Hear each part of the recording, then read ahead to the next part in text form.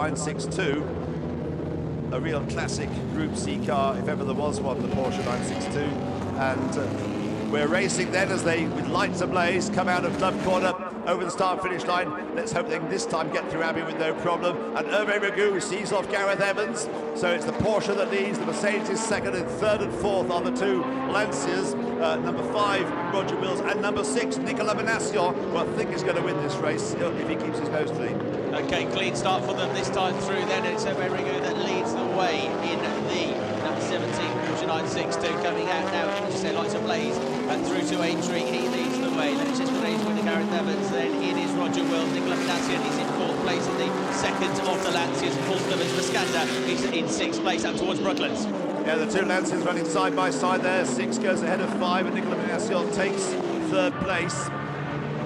But we are now having a chance to see a current professional racing driver. He's won here in GP2 in the past, in the Formula 3000 in the past. Nicolas Menassian won here in Formula 3 and has been a works driver in the Le Mans series as well. So Nicolas Menassian in 3rd place now, but Hervé Ragu also was a very quick Formula 3 driver. That was quite a long time ago now, but Hervé Ragu, quick driver, out in front. Gareth Evans, who mentioned yesterday on the podium that he's a very lucky chap to be able to drive this car. He's a true gentleman driver there in 2nd place as the cars go through Beckett's. Yeah, good start to the race for Ragu. He hasn't driven the car for 2 days, and then it was very wet and dry when he was out for qualifying. But he's made a very good start to this race, and he's a second or so clear of Gareth Evans. So the race of half an hour duration. They have to make their pit stop, just to bring you up to date with the mandatory pit stop, which comes between the 10th and 20th minute in this half-hour race. So the leaders making their way up towards Club Corner and the end of the first lap. And Hervé Ragu leading. In fact, the end of the second lap now. Hervé Ragu, Gareth Evans in 2nd place. As they come up past the pitch, Nicolas Menassian in 3rd place. The second of the formation laps was counted as the first lap of the race, in fact, although they didn't change places. That's why I'm saying at the end of the second lap into lap 3 now. Andy is 5th, Strummer in the Scania is in 6th place. And there's the Tic Tac car, the Tic Tac Porsche number 33, with a problem perhaps. No, going okay.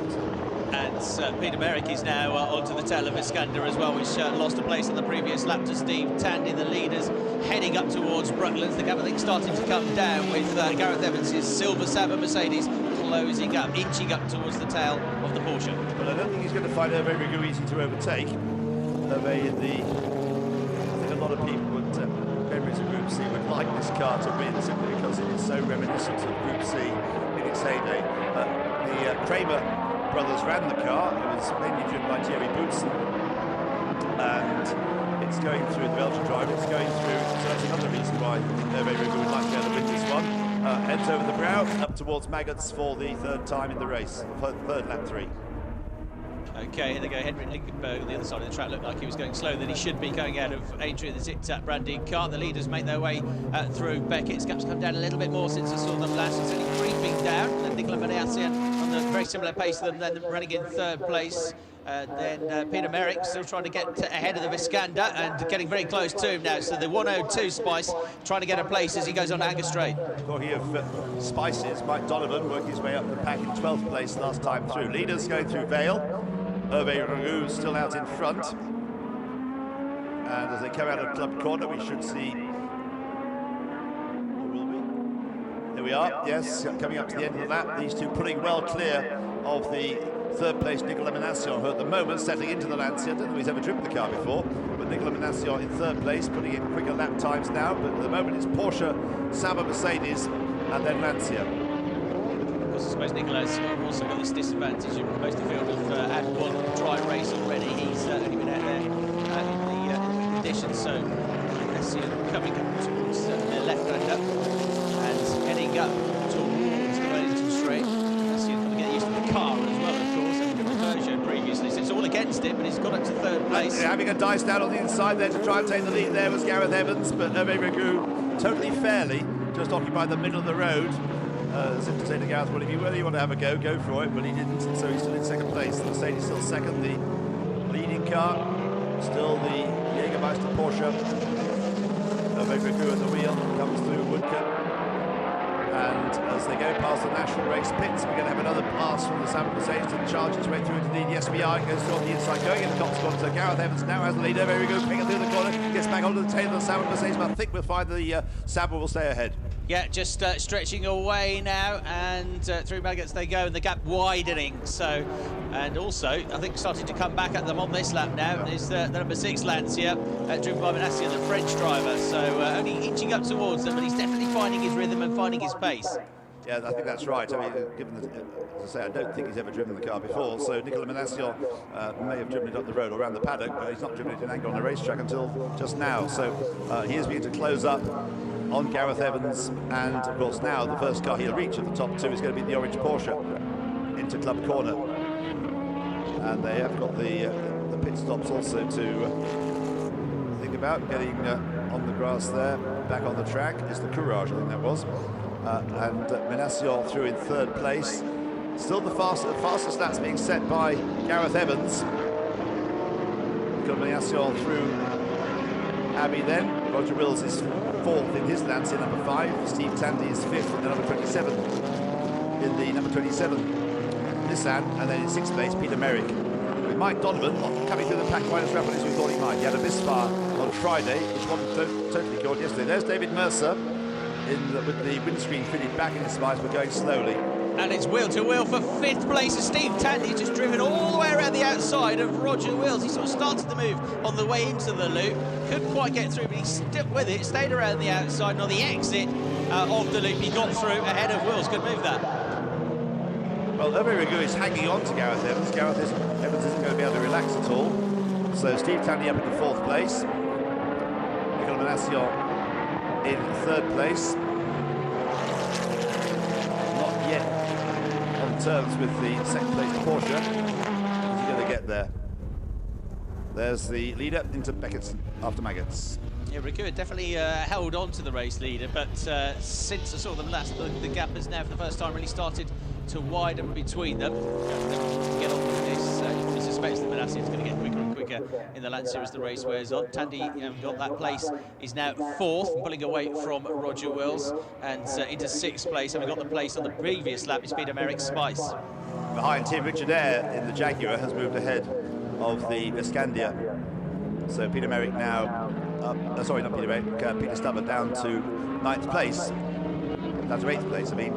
And in 9th place is the other Spice, number 9, Nick Chester. And David Mercer down in 15th place, all obviously not well with his car.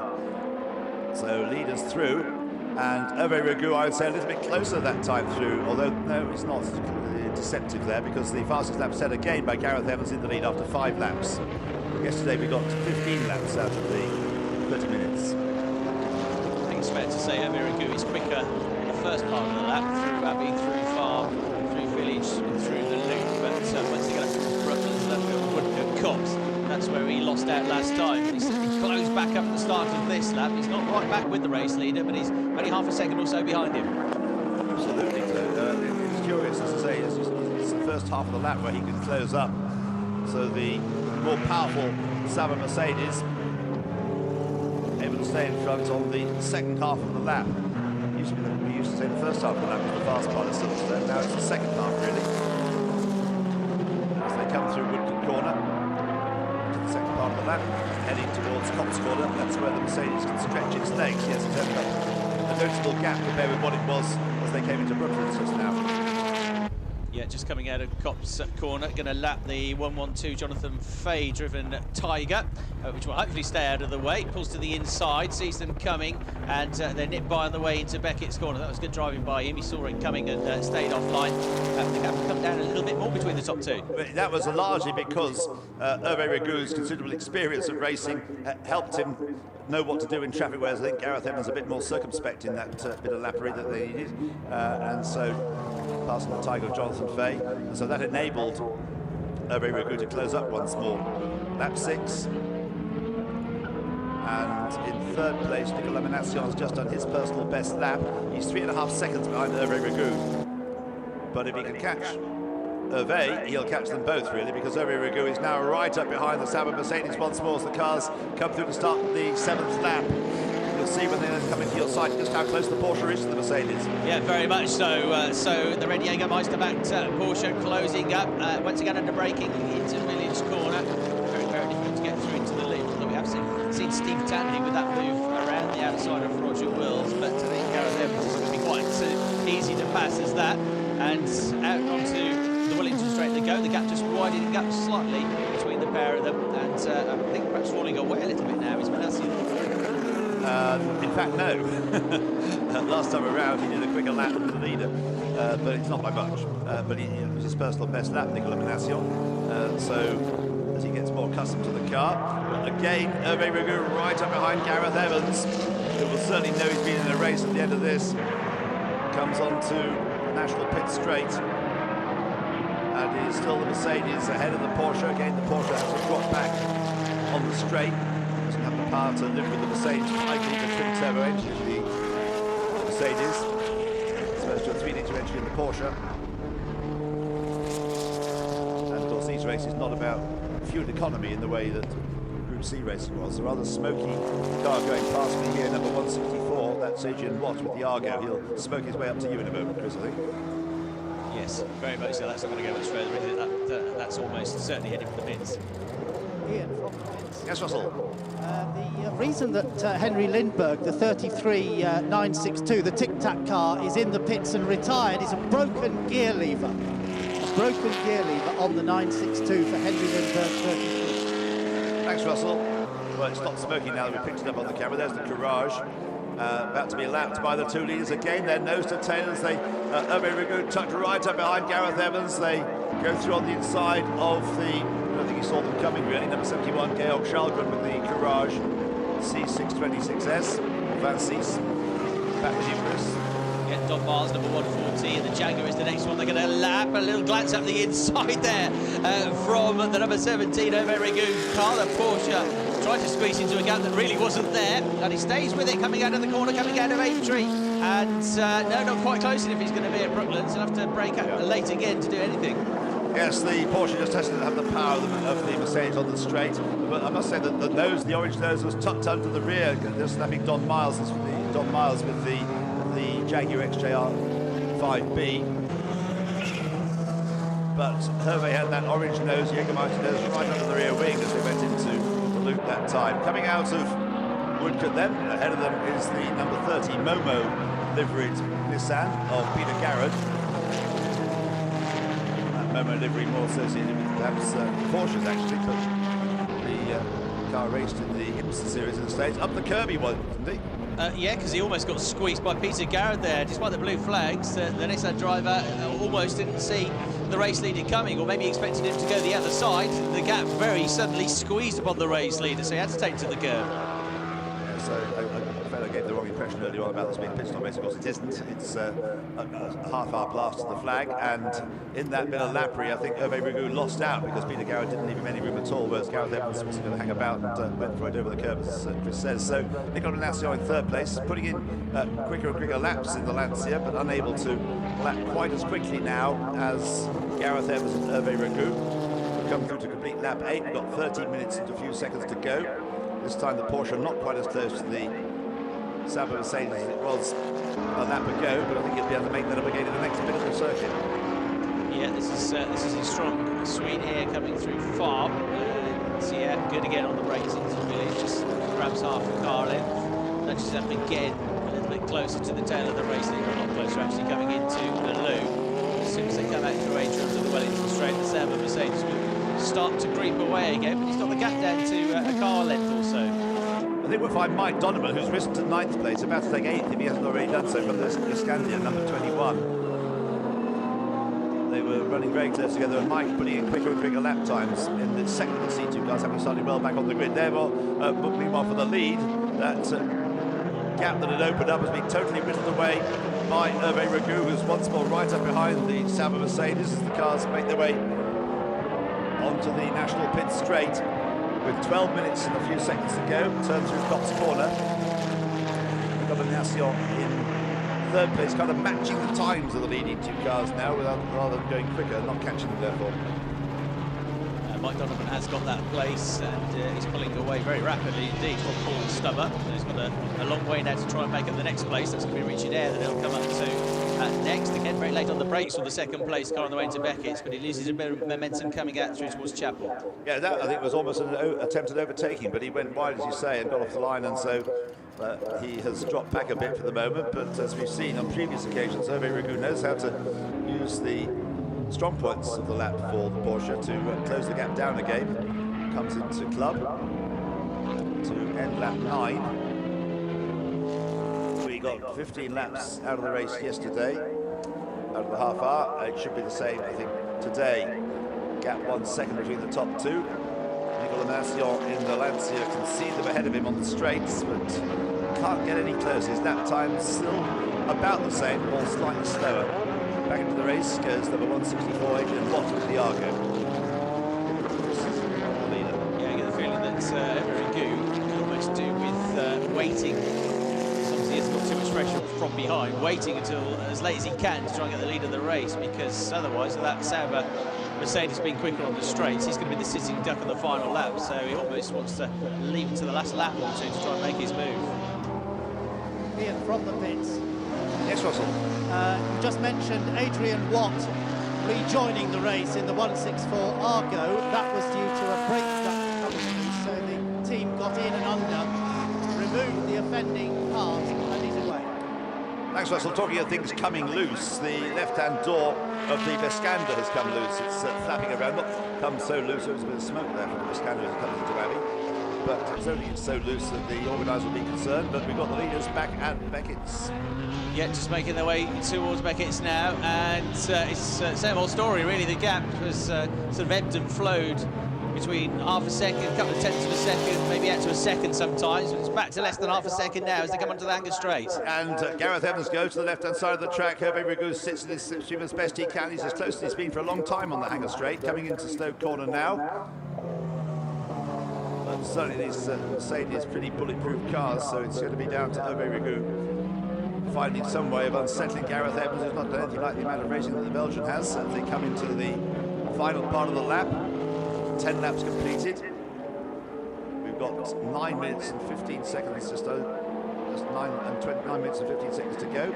The leaders come into Abbey, and he might even be close enough this time, Chris, to have a go.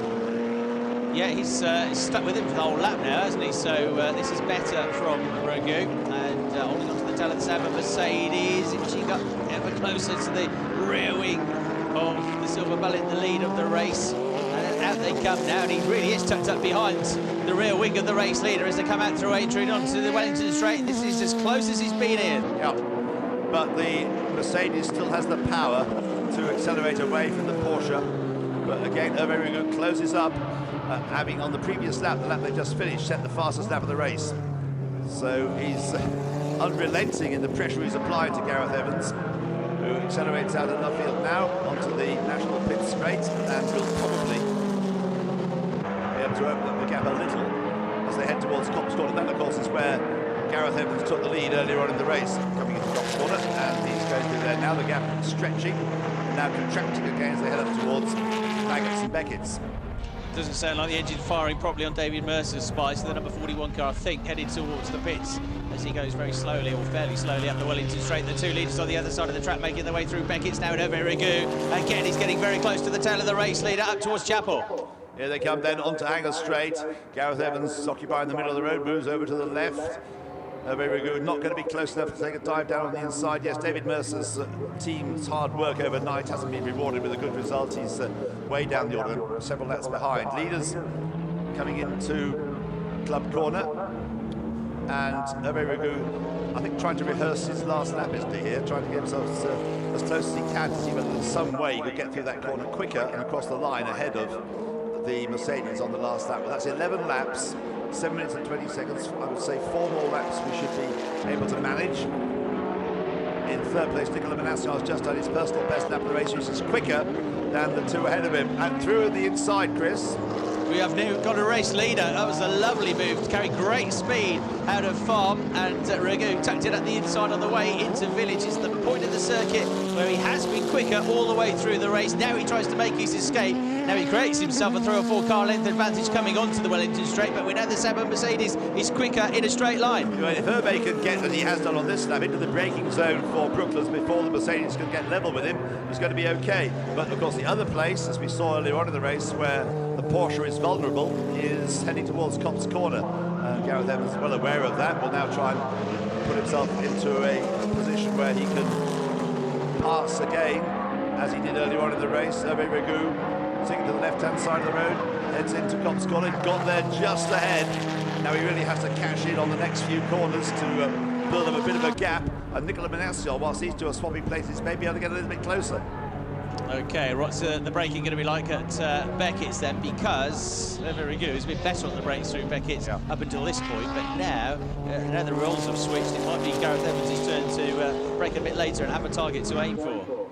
Hervé is always going to be quicker on the brakes than the Porsche. He's going to hang on to the lead. Gareth Evans goes for it though on the inside line, and Hervé Ragu sticks with him around the outside. They watch the Formula 1 drivers now going to do what they can do it in Group C, and Hervé Ragu sticks to the outside line and sticks to the lead as well. A great move there by the Belgian to hang on to the lead. Comes out of the final corner, comes up to complete 12 minutes. He's got another 5.5 minutes to survive in front, and all the time I think that the Lancia is edging closer. Maybe a factor as well. It's a kind of repeat of the Formula 1 race, isn't it, here? Back with you, Chris. Out of fine curve they come, and Hervé Ragu has got himself around about 6 or 7 tenths of a second advantage. I mean, maybe not quite that much, 3 or 4 tenths of a second advantage. Here's a replay. Here's a replay of that manoeuvre. Attempt to pass by Gareth Evans. The car's almost exchanging paint. Not quite. Great close racing there, and Ragu emerges in front.